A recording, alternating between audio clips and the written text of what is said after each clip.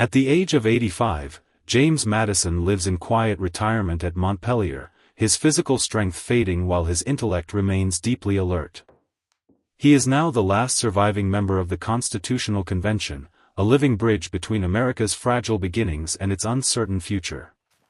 From this Virginia estate, Madison watches the Republic continue without its founders, governed by ideas he once shaped in silence. He never sought admiration, power, or command, yet his careful thinking still directs how authority is restrained and liberty preserved. Madison understands that nations rarely fall to enemies alone, but to unchecked ambition within. As time slows around him, he reflects on a lifetime devoted not to glory, but to balance, restraint, and constitutional endurance. This is where his story begins, not with youth or revolution, but with legacy, memory, and the quiet mind that made democracy last. James Madison is born on March 16, 1751, at Port Conway, Virginia, and spends his earliest years at the Montpelier plantation. From infancy through childhood, he grows within a world defined by hierarchy, land, and quiet power. Colonial Virginia is prosperous yet unequal, orderly yet deeply divided. As a young boy, Madison observes plantation life from the margins, absorbing its rhythms rather than commanding them. He is raised among privilege, yet surrounded by contradictions that will later trouble his conscience.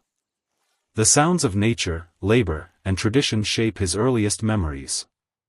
Though still unaware of politics, Madison's environment begins forming his instincts, teaching him that stability is fragile, authority must be managed, and order can conceal injustice. These first 10 years quietly root him in observation, patience, and reflection, qualities that will later define the architect of American constitutional thought. Between the ages of 11 and 17, James Madison grows physically fragile but intellectually intense. Recurrent illness limits his strength and isolates him from the rougher rhythms of plantation life. While other boys labor outdoors, Madison turns inward, finding endurance in books rather than muscle. Long hours of reading sharpen his memory, discipline his reasoning, and deepen his sensitivity to human behavior. He studies history, religion, and moral philosophy with unusual seriousness for his age. Solitude becomes a training ground, teaching patience, self-control, and reflection. These years quietly shape his temperament, reinforcing a lifelong belief that power must be restrained and emotions governed by reason. Madison does not yet imagine shaping nations, but his mind is already preparing for complexity, conflict, and responsibility. What his body lacks in strength, his intellect steadily replaces with clarity, structure, and purpose. At 18, James Madison leaves Virginia and enters the College of New Jersey, later known as Princeton University, marking a decisive turning point in his life.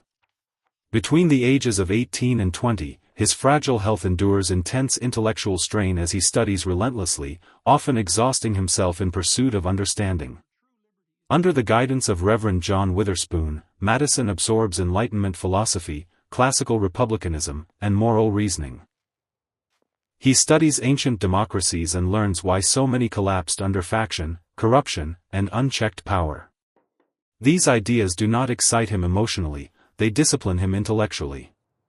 Madison graduates in just 2 years, driven not by ambition, but by urgency. He leaves Princeton convinced that liberty must be protected by structure, knowledge, and restraint.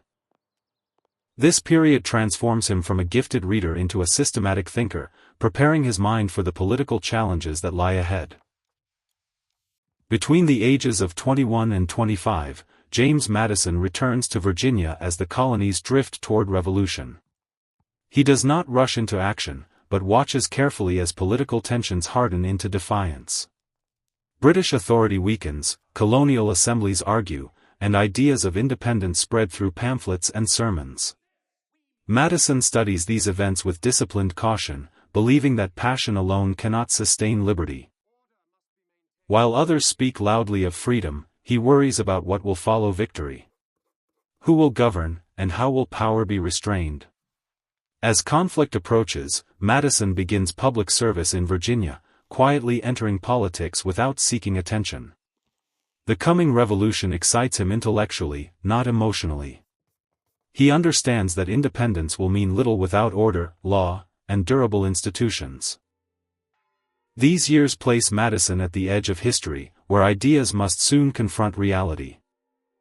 Between the ages of 25 and 30, James Madison experiences the American Revolution not as a soldier, but as a government official confronting chaos from within.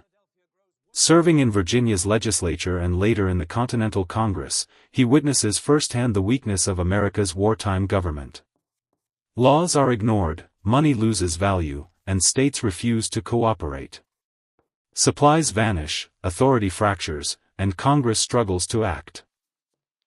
Madison studies these failures with growing concern.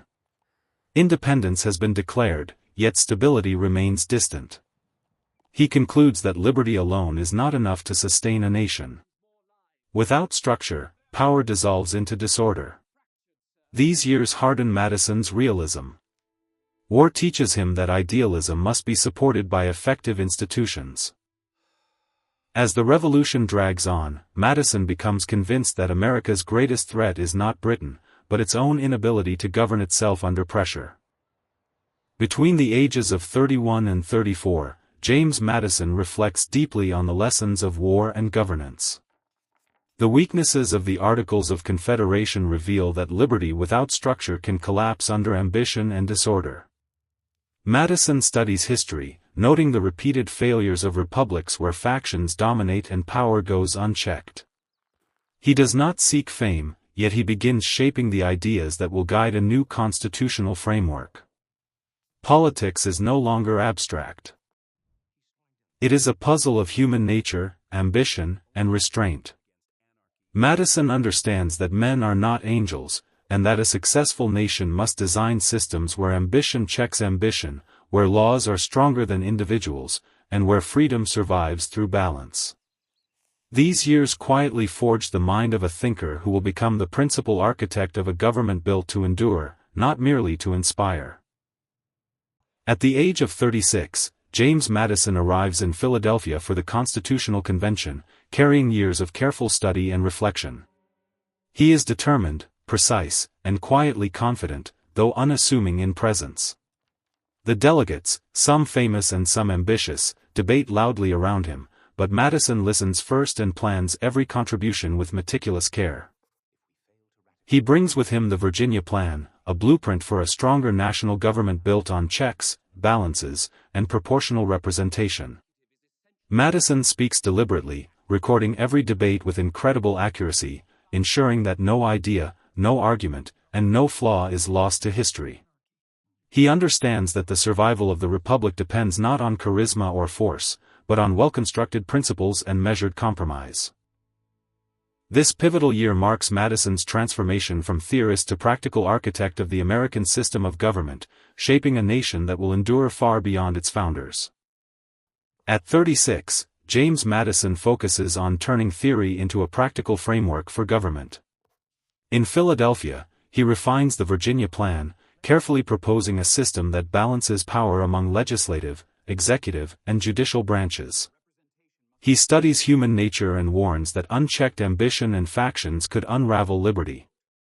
Every word Madison writes reflects deliberate thought and historical insight. He speaks quietly but persuasively, guiding debates on representation, separation of powers, and checks and balances. Madison meticulously records each discussion, ensuring no idea is lost. He understands that independence alone cannot sustain a nation. Lasting liberty depends on institutions designed to withstand human weakness. By the end of this year, Madison is both thinker and architect, shaping a blueprint for a republic that will endure through centuries, where freedom survives not by chance, but through careful design and prudent governance. At 36, James Madison begins writing what will become Federalist No. 10, one of the most influential essays in American history. He addresses the danger of factions, groups pursuing their own interests at the expense of public good, and argues that a large, balanced republic can mitigate these threats. Madison writes with clarity and precision, drawing on classical history and his observations of human nature. He carefully explains how a system of checks and balances, representation, and divided power protects liberty. His words are deliberate, crafted not for fame, but to educate, persuade, and preserve the fragile union. This essay reflects Madison's understanding that freedom requires structure and that democracy demands constant vigilance. Through Federalist No. 10, Madison transforms complex political theory into a practical blueprint, influencing generations to come and shaping the principles that will guide a nation through uncertainty and change. Between the ages of 37 and 38, James Madison focuses on securing the Constitution's ratification in Virginia. He travels across towns, writing, speaking, and persuading citizens and delegates of the necessity for a strong yet balanced government. Madison addresses skeptics who fear concentrated power, explaining how checks, balances, and separation of powers protect liberty. He collaborates closely with Alexander Hamilton and John Jay through the Federalist Papers, refining arguments and countering opposition. Madison's work is meticulous and patient, seeking not personal glory but enduring principles. Every speech and essay reflects his belief that freedom alone is fragile without structure. Through correspondence, debate, and careful advocacy, Madison helps guide Virginia toward ratification, ensuring the new Constitution takes root. These months solidify his reputation as a statesman, thinker, and pragmatist, bridging theory and practice to safeguard a fledgling. Between the ages of 38 and 40, James Madison focuses on securing individual liberties within the new Constitution. Concerned that unchecked power could threaten freedom, he drafts amendments to protect speech, religion, assembly, and due process. Carefully studying state constitutions and legal precedents, Madison works quietly yet persistently, revising each proposal with precision. He debates thoughtfully in Congress, persuading others with reasoned arguments and principled insight. Every amendment reflects balance, safeguarding liberty while maintaining effective government. By 1791, the Bill of Rights is ratified, establishing protections that endure to this day. Madison's careful, patient effort transforms abstract ideals into concrete law, defining him not as a seeker of power, but as a guardian of rights and a builder of a stable, lasting republic. Between the ages of 41 and 44, James Madison faces the rise of political conflict in the young republic. His alliance with Thomas Jefferson grows as they oppose Alexander Hamilton's vision of centralized power. Madison observes that differing interests and ambitions divide leaders and citizens alike, creating the first opposition party in America. He works tirelessly to defend his vision of limited government, protecting liberty while navigating political tension. Through careful correspondence, debate, and strategic compromise, Madison balances principle with pragmatism.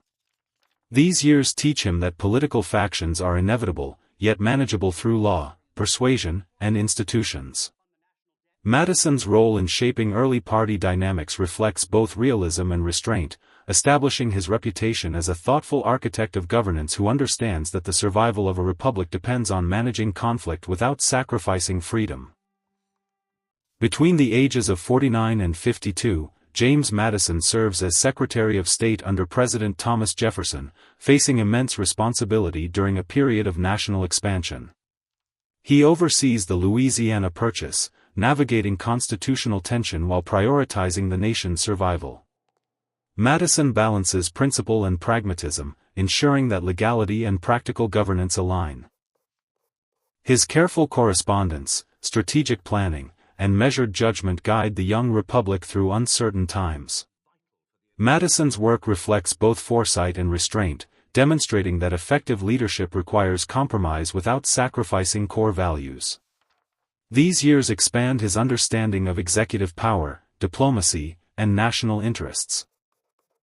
Madison emerges as a statesman capable of combining constitutional fidelity with decisive action, shaping a government able to grow, endure, and assert its place on the world stage. At age 57, James Madison assumes the presidency quietly, carrying the weight of a nation on the brink of international challenge. He approaches leadership with measured authority, cautious but resolute, aware of both opportunity and peril. Global pressures mount as tensions with Britain and France intensify, threatening trade and national security. Madison carefully weighs each decision, balancing principle with pragmatic action. Though reserved in demeanor, his strategic mind works tirelessly to navigate diplomacy, maintain constitutional fidelity, and preserve the young republic's stability. These months define Madison's presidential approach: cautious, deliberate, and principled. He demonstrates that leadership requires patience, foresight, and resilience, setting the tone for a presidency that will face escalating challenges while remaining rooted in the values he has championed throughout his public life. Between the ages of 58 and 60, James Madison faces mounting pressure as diplomacy begins to fail. British interference at sea, the impressment of American sailors, and continued violations of sovereignty strain the nation's patience. Madison pursues negotiation and economic measures, hoping restraint can prevent bloodshed. Yet each effort meets resistance, deepening public anger and political division. Quietly, reluctantly, Madison prepares for the possibility of war, fully aware of the nation's limited military readiness. His decisions are measured, guided by caution rather than ambition. Madison understands that war threatens the very republic he helped design, but inaction risks national humiliation. As tensions escalate, he stands at the edge of history, balancing principle against necessity, knowing that peace may no longer be within reach. Between the ages of 61 and 63, James Madison confronts the greatest crisis of his public life as the War of 1812 unfolds. The nation is unprepared, divided, and vulnerable, and early military failures expose the limits of American power. British forces advance steadily, and in 1814, Washington itself is attacked and burned, including the president's own residence. Madison witnesses his capital in flames, a moment of national humiliation and personal reckoning. Yet even in defeat, he refuses to abandon constitutional restraint. He preserves civilian authority, steadies the government, and supports continued resistance despite public doubt and political pressure. These years push Madison beyond philosophy and debate, forcing leadership under fire rather than theory. The war becomes a harsh test of endurance, measuring not only the survival of the nation, but the strength of the constitutional system he helped create. Between the ages of 63 and 65, James Madison guides the nation through recovery after the War of 1812. The fighting ends, the capital is rebuilt, and the republic endures its first true trial by fire. Madison reflects quietly as institutions he helped design prove resilient under pressure. Though the war exposed weakness and cost dearly, it strengthens national identity and restores confidence in self-government. Madison supports reconciliation, reconstruction, and fiscal repair, avoiding vengeance in favor of stability. He watches the Constitution survive emergency without surrendering its limits, confirming his belief in balanced power. These final years of his presidency are not triumphant, but instructive. Madison emerges steadier, wiser, and validated, not because the nation avoided hardship, but because it endured it. Survival itself becomes proof that the American experiment can bend, absorb shock, and continue forward. From the age of 66 until 85, James Madison lives in retirement at Montpelier, no longer governing, but still thinking deeply about the republic he helped build. He corresponds with leaders, advises younger generations, and reflects on the Constitution's future. Madison grows increasingly concerned about political factions, executive overreach, and the misuse of power. With age, his warnings become sharper but calmer, shaped by experience rather than ambition. He believes liberty survives only when citizens value restraint as much as freedom. Though removed from office, his mind remains active, measured, and vigilant. Madison understands that written laws alone cannot preserve a republic without civic responsibility. In these final decades, he becomes a quiet guardian of constitutional memory, reminding the nation that its greatest threats will come not from foreign enemies, but from internal imbalance and forgotten principles. James Madison dies in 1836, but his influence does not end with his final breath. The ideas he shaped outlive his body, embedded in a constitutional system designed not for perfection, but for endurance. Madison believed government must anticipate human weakness, balancing ambition against ambition, power against power.